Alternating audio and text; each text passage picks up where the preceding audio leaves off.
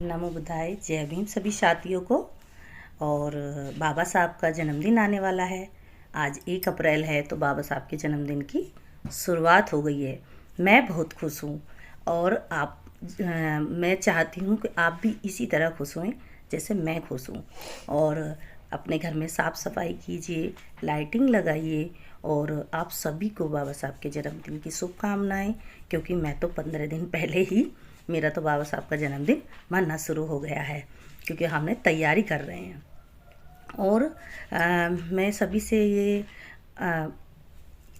Appeal करूँगी या request करूँगी कि आप सभी बाबा साहब का जन्मदिन ज़रूर मनाइए, लेकिन बाबा साहब की विचारधारा भी लेकर चलिए। जैसे बाबा साहब ने कहा था कि शिक्षित बनो, संगठित रहो और संघर्ष करो।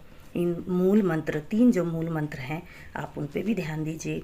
आप सभी लोग शिक्षा पे और संगठित रहो और संघर्ष करो, तो ये ज़रूरी है। और बाबा साहब की जो विचारधारा, बाबा साहब एक मैसेज दे के गए, पूरे समाज को नहीं, पूरे देश को और पूरे विश्व को उन्होंने मैसेज दिया है कि एक व्यक्ति चाहे तो क्या नहीं कर सकता।